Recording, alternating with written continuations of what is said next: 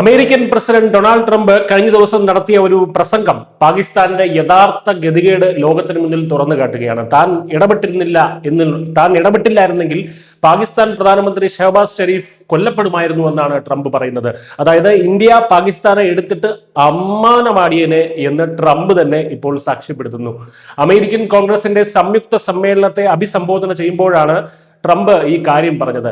India Pak യുദ്ധം ഉൾപ്പെടെ 8 യുദ്ധങ്ങൾ താൻ അവസാനിപ്പിച്ചുവെന്നും തന്റെ ഇടപെടൽ ഉണ്ടായിരുന്നില്ല എന്നുണ്ടെങ്കിൽ പാകിസ്ഥാൻ പ്രധാനമന്ത്രിയെ ഇന്ത്യ തീർത്തേനെ എന്നും പാകിസ്ഥാന്റെ 3.5 കോടി ജനങ്ങൾ തന്നോട് വന്ന് അപേക്ഷിച്ചതായും ഒക്കെ ട്രംപ് അവകാശപ്പെടുന്നുണ്ട്. ട്രംപ് പറയുന്ന എല്ലാ കാര്യങ്ങളും മുഖവിലേക്ക് എടുക്കേണ്ട കാര്യമില്ലെങ്കിലും ഇന്ത്യ വിചാരിച്ചിരുന്നെങ്കിൽ പാകിസ്ഥാൻ എന്ത് സംഭവിക്കുമായിരുന്നു എന്നതിന്റെ കൃത്യമായ ചിത്രമാണ് ഈ പ്രസ്താവനയിൽ ഉള്ളത്.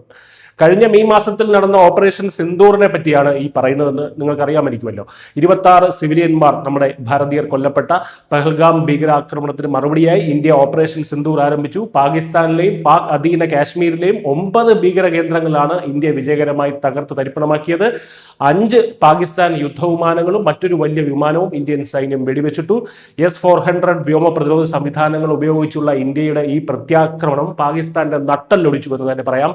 തൊട്ടടുത്ത ദിവസം പാകിസ്ഥാന്റെ വിവിധ സൈനിക കേന്ദ്രങ്ങളും 9 വ്യോമത്താവളങ്ങളും അടിച്ച് തരിപ്പണമാക്കി ഇന്ത്യയുടെ ഈ രൗദ്രഭാവം കണ്ട് പാകിസ്ഥാൻ ശരിക്കും വിറച്ചു.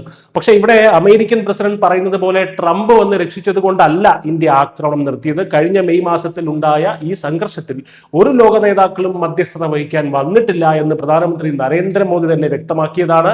ഇന്ത്യ അടിച്ചു പരത്തുമെന്ന് ഉറപ്പായപ്പോൾ പാകിസ്ഥാന്റെ മിലിറ്ററി ഓപ്പറേഷൻസ് ഡയറക്ടർ ജനറൽ ഇന്ത്യയുടെ DGMOയെ വിളിച്ച് കരഞ്ഞ് കേണപേക്ഷിച്ചു. ആ അപേക്ഷയുടെ അടിസ്ഥാനത്തിലാണ് ഇന്ത്യ അടിനിർത്തിയത് എന്നതാണ് യാഥാർത്ഥ്യം. അല്ലാതെ ട്രംപിന്റെ മധ്യസ്ഥതയല്ല ഇതിന് കാരണം. ചുരുക്കത്തിൽ തന്റെ കഴിവ് വർണ്ണിക്കാൻ ട്രംപ് നടത്തിയ പ്രസംഗം പാകിസ്ഥാന് വലിയൊരു ഇരുട്ടടിയായിരിക്കുകയാണ്. ഇന്ത്യയുടെ കരുത്തിന് മുന്നിൽ പാകിസ്ഥാൻ എത്രത്തോളം ദുർബലരാണെന്ന് ലോകത്തോട് വിളിച്ചു പറഞ്ഞിരിക്കുകയാണ് ട്രംപ് എന്ത് അവകാശവാദം ഉന്നയിച്ചാലും ഇന്ത്യയുടെ നിലപാട് വ്യക്തമാണ്. അന്ന് ഫോണിലൂടെ പാകിസ്ഥാൻ മുട്ടുകുത്തി മാപ്പിരുന്നത് കൊണ്ട് മാത്രമാണ് അവർ ഇന്നും അവിടെ ബാക്കിയുള്ളത്. News desk news India Malayalam.